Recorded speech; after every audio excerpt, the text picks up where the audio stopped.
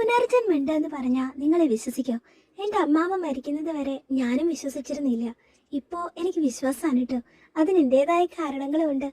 സത്യത്തില് ഒരാള് ജനിക്കുന്നതും മരിക്കുന്നതും ഒക്കെ എവിടെയാണ്? നമ്മളുടെ മനസ്സിലും ഓർമ്മകളിലുമാണല്ലേ. നമ്മൾ അവരെ ഓർത്തുകൊണ്ടേ ഇരിക്കുകയാണെങ്കിൽ പിന്നെ അവർക്ക് എങ്ങനെയാ മരിക്കാൻ സാധിക്കുക? ഈ ലോകത്ത് കോടിക്കണക്കിന് മനുഷ്യരുണ്ട്. അവരുടെ ജനനവും മരണമൊന്നും നമ്മളെ ബാധിക്കാത്തത് എന്തുകൊണ്ടാണെന്നോ? അവരുമായി ബന്ധപ്പെട്ട് നമുക്ക് ഓർമ്മകൾ ഇല്ലാത്തത് കൊണ്ടാണ്. ജീവിച്ചിരിക്കെ നമ്മൾ മറന്നു പോകുന്ന മനുഷ്യരുള്ളതുപോലെ തന്നെ മരിച്ചു കഴിഞ്ഞാലും പുനർജനിച്ചുകൊണ്ടിരിക്കുന്ന മനുഷ്യരുണ്ട്.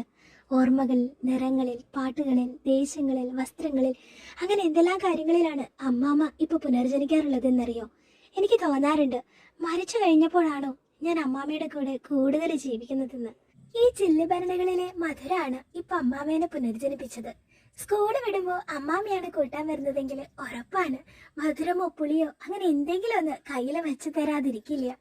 അതുമാത്രല്ല, കൈ നിറയെ കുപ്പികളെയും കാലിൽ കിളികിലാ കൊലുസും കണ്ണു നിറച്ച് കൺമഷിയൊക്കെ എഴുതി കുട്ടിയുടുപ്പൊക്കെ ഇട്ട് ഓടി വരുന്ന എന്റെ കുട്ടിക്കാലം കൂടി അമ്മാമ്മയ്ക്കൊപ്പം പുനർജനിക്കുന്നു. ഈ മധുരമിഠായി തിന്നുമ്പോൾ ഞാൻ ഓർത്തു, എന്നെ ആരായിരിക്കും പുനർജനിപ്പിക്കാൻ പോകുന്നത്?